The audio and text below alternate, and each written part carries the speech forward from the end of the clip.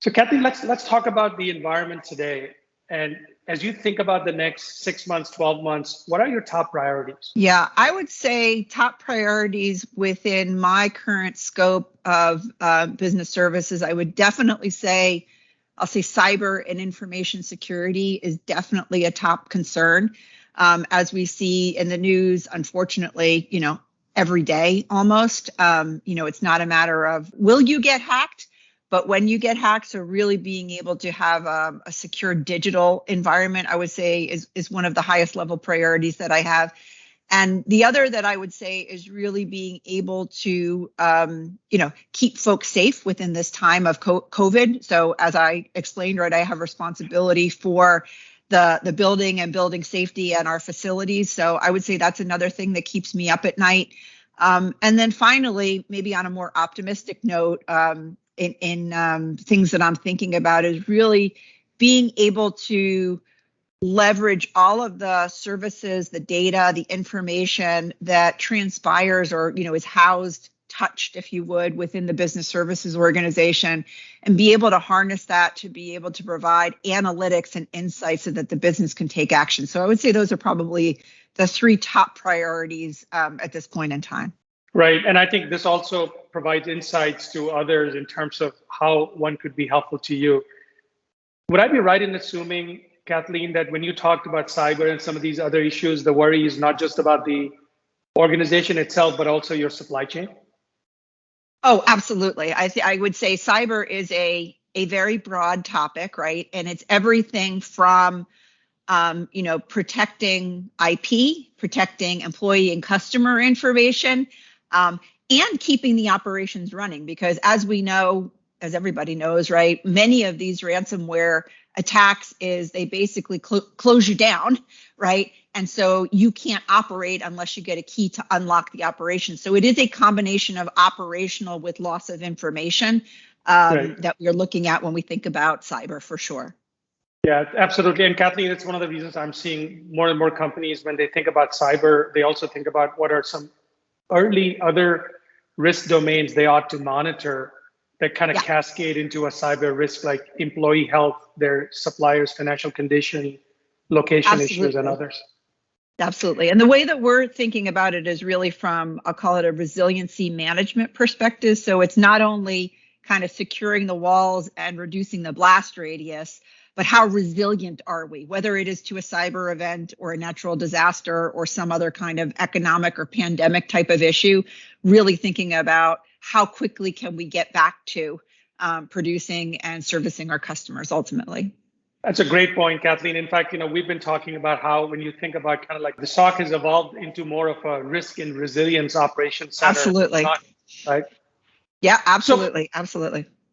So Kathleen, one of the things very clearly that we are seeing, right, that the pace of change, the continuous sudden impacts to business environment, COVID is a good example. Well, Delta variant is a following example of another big bump. How does the organization stay ahead with all these challenges that are continuously evolving? Yeah, that's not an easy question, I think, for anybody.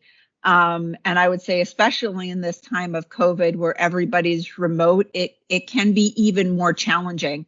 And I would say with global organizations specifically, you would think that we're all on a level playing field now because we're all remote.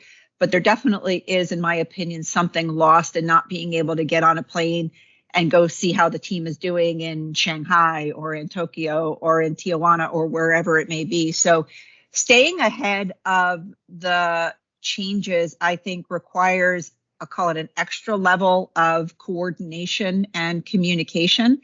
And so having really robust processes to measure ourselves on what is really the goal, how are we achieving that goal, are we getting closer to that goal?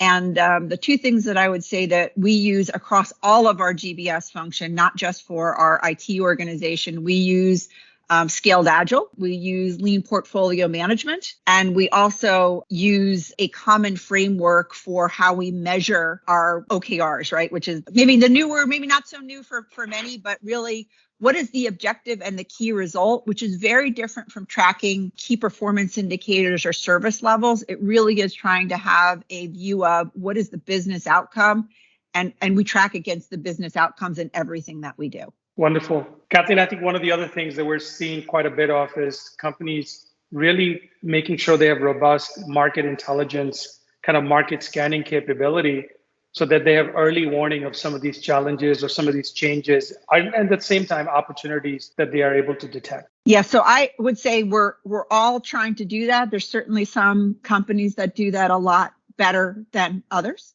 And it's everything in the market trends, for Bose as a company, everything from what is the, customer sentiment on, what are the products that folks are looking for? How does it improve their working from home? How does it improve their ability to hear? How does it improve as much as where are the trends going from an automation perspective, right? So what are the types of things that we're seeing that can be automated, things within customer service, as an example, that we may think as GBS professionals, it's about the real transactional, where within Bose, at least, it is a combination of automating the transactional to continue to push higher value work to individuals, but also how do we improve customer value through automation, right?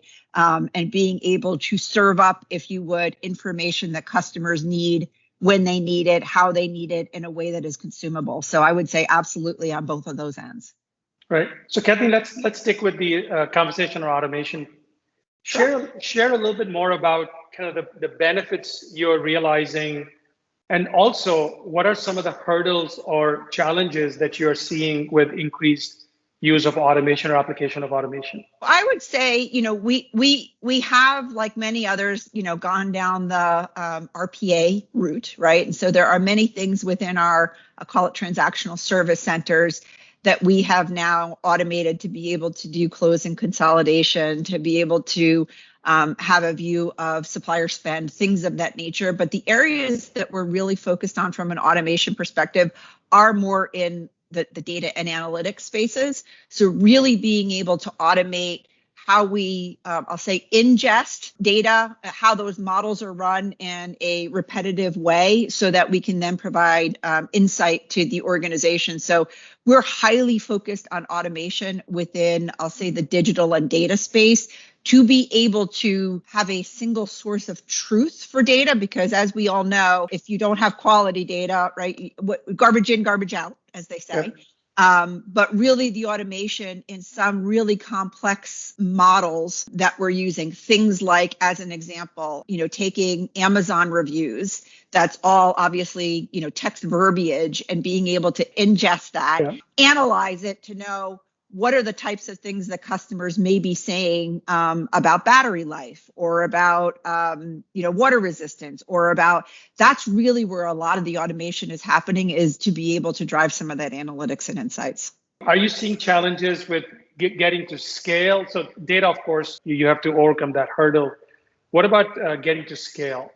I think it's a question of, really what's important to you, right? So you could be, what is it? Fast, cheap. You have, speed, faster, cheaper, right? Better. Yeah, there you go. You can only pick two. And I would say it all depends.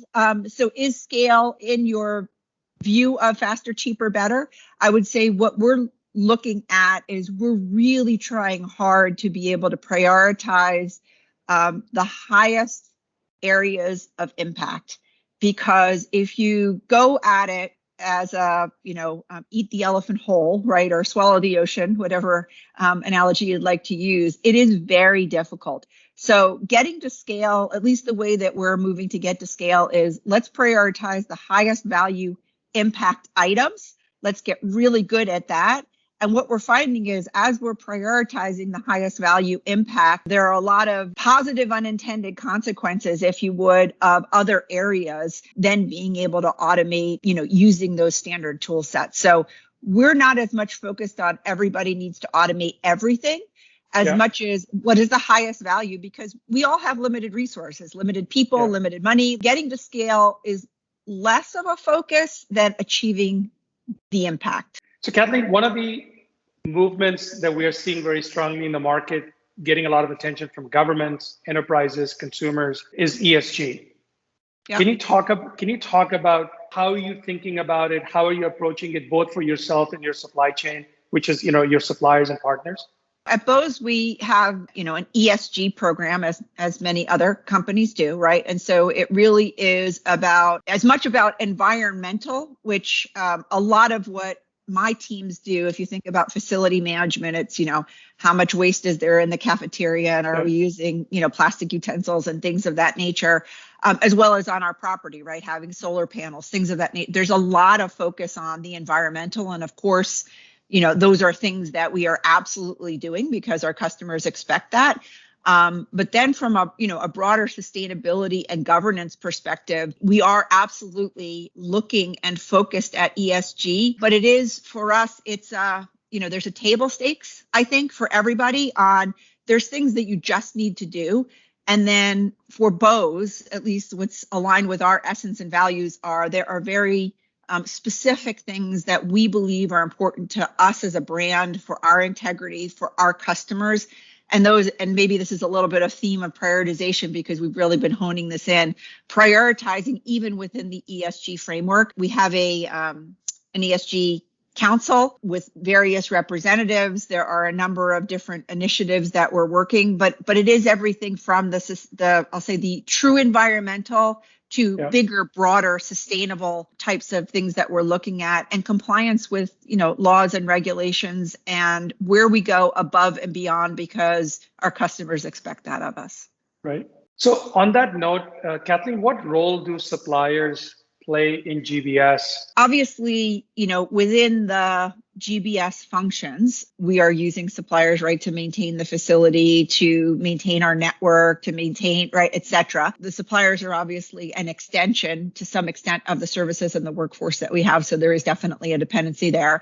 But given that the GBS organization is responsible for managing all of our indirect procurement, there are significant supplier relationships within research and development, as an example, from a professional services perspective. And so there is, as with every company, I would say, a high dependency on strategic suppliers. Managing that is, the $1 million question, if you would, for strategic sourcing professionals, because we're always talking about the tail and the one-offs. And I do think, especially in today's environment, more in, I'll call it the direct or the manufacturing space, the component shortages that we have worldwide, and it's everything from microchips to resin. The supplier relationships are super important, and being able to get commitments on what can be shipped, sent so that we can manufacture, as well as commitments from even just a resource in building software, as an example, becomes even more important where we've got supply shortages across the board. Can you share with the audience kind of what is it that the right or good suppliers, great suppliers do that they have in common compared to maybe the ones that don't do as well and may no longer be partners? Any advice for suppliers, how to be great partners? Wow, that's a great question. I would say, much like being a great partner internally, I think the level of communication is, really important. And I think that the best suppliers that we have are those that are, willing, I would say, to negotiate in the good times and the bad times, if you would, right? So having a strategic relationship is not just about like, you're there when I need you, but I'm there when you need me. And so I would say we've got many of these suppliers who we've worked with for a very, very long time, who we have very close relationships with, from a corporate business perspective. And those are the ones really through thick and thin, as opposed to ones that are chasing the bubble, if you would, right? Really trying to take advantage of the bubble. And believe me, everybody's trying to chase the bubble. So I totally understand. But I would say from a supplier perspective, think not just short term, but think longer term about relationships and how we'll work together today, tomorrow, and 10 years from now. Right. So Kathleen, one of the other areas of success is, how well are you recruiting talent? How well are you managing human resources? And we're seeing a tremendous amount of challenges in certain markets regarding certain resources. Can you share kind of your talent strategy and how are you making sure that you are one of the best places to work? So we've spent quite a bit of time talking about talent, not just as, I'll say, a broader corporation, because, as part of our executive team, there is a very specific focus on talent. And it is for all of these things that we talked about, plus more, right? Because we're trying to run a business during a pandemic with supply shortages, knowing that talent is a hot commodity, especially in specific areas. So I would say most companies are doubling down on talent. And what we're doing specifically is we're looking at two areas, if you would, from a talent retention and development perspective. So we are trying really hard to keep our employees engaged, right? Keep them happy with the work that they're doing.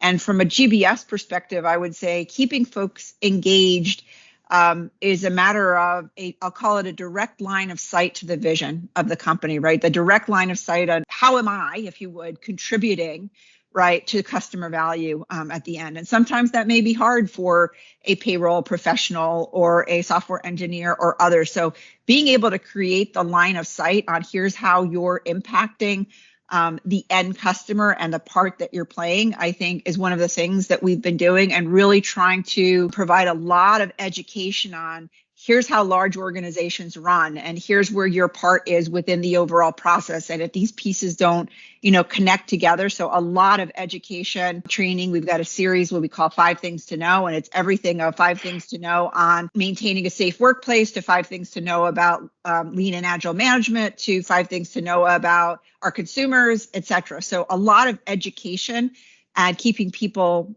up to speed or up to date on what we think are the priorities, but also from a retention perspective, specifically, I'll say within the GBS organization, but we have been doing this more holistically, really providing clarity to folks on what is your role, because the clearer you can be on what somebody's role is, what their contributions are, the less gray it is. And like, am I supposed to be doing that? Or the more people can really dig in, they can talk about career development opportunities. And it's not just a bit of I'll call it a hamster wheel, because what we found is people that are on the hamster wheel of there's so much effort into just doing my day job, I can't focus on development.